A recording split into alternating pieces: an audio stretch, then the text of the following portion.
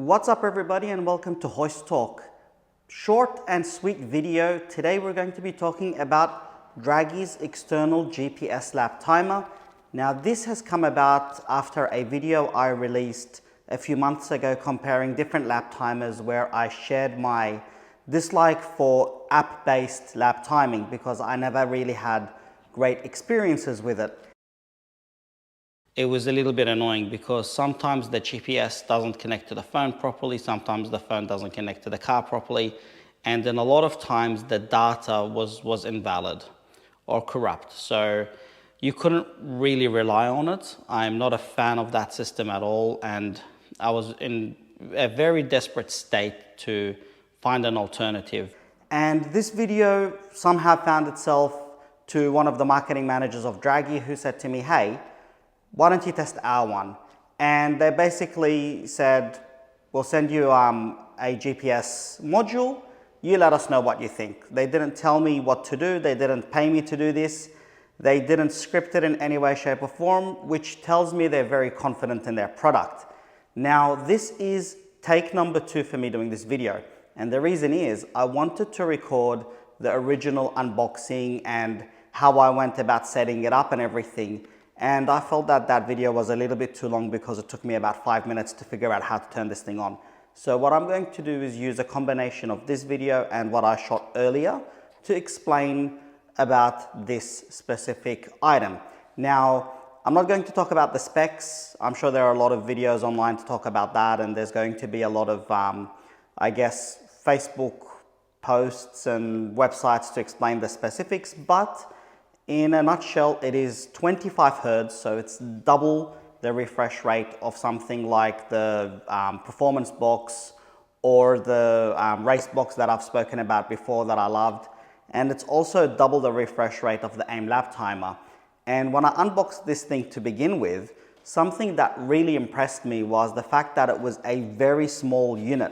So I was expecting a box of this size is going to have this big chunky GPS receiver, and it's not. It's this little tiny thing which is magnetic, and it has quite strong magnets.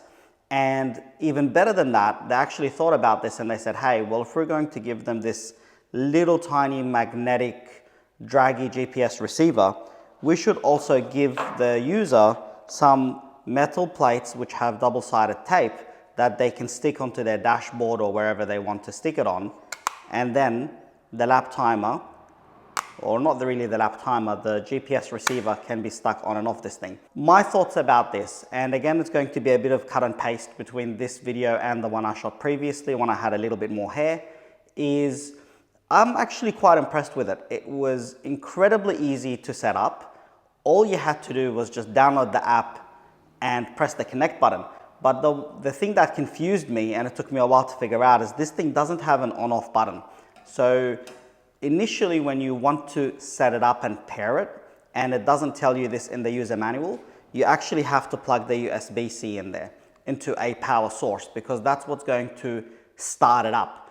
And then after you do that, it's always going to be in a bit of a, I guess, hibernate mode. So no matter where you are, you just take your phone out, you press the connect button, and this thing is always on and it's going to connect immediately. So once you figure out that part, that's really the only negative of having this GPS receiver. Otherwise, I completely love it. It connects straight away. You don't have to muck around by going into your settings, into your Bluetooth, finding this, pairing it, going into the app, press connect, none of that. You just open up the app, press connect, it connects straight away. It picks up a signal very quickly outside. It's very accurate. And here is a little bit of a recording I did with my phone where I am incredibly impressed by the quality of the sound of the video and the overlay straight away. Here we go. We are recording and it shows you the speed, shows the distance traveled. You can record in full, I think in 4K, 2160p and 1080p and 720p. And this makes it much easier.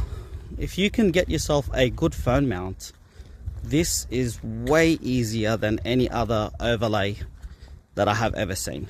And it looks pretty accurate to me, so, and incredibly clear. So now we just need to see two things. One, if it's shaky on the track, and the next thing is see how accurate the lap timing is. But so far, I'm very impressed.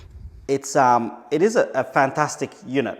I'm not going to lie. It connects much faster than the AIM lap timer does. Unlike the AIM lap timer, this thing at the moment, to my knowledge, doesn't have any inputs for CAN bus or your OBD, so you can't really get brake pressures and that, but I haven't looked into it deep enough. I'm quite sure there will be some sort of OBD, plug that you can get and get overlays like brake pressure and throttle percentages and things like that. But in terms of lap timing, if we compare it directly with the Racebox, which doesn't have those metrics either, it is a quarter of the price. It is this little tiny thing. You can use your phone and you don't have to go and export your data, then use a program like Race Render and overlay data and try to sync it up to get your video with your timing and speeds overlaid. It actually does it really, really well with the phone in one go. And I love the fact that you get these two plates, because that means you can basically either leave this thing in the car or just leave it in your glove box, and then you can just put it wherever you have metal if you're going to be, using it on a different mount, I guess. But otherwise, in terms of just looking at this to set up, which was the biggest pet hate that I had, it is very, very, very good. So big tick for Dragy on this one. I am going to be taking this to a track day to see how accurate it is and how reliable it is at picking up the circuit. But unfortunately, as I sold my Supra, I don't have the luxury of just getting into a car and going, so I might have to borrow a friend's car or put this thing in a friend's car as they drive around and then compare the accuracy and the data. But other than that, incredibly impressed. It does say up to 20 plus hours of use on the box.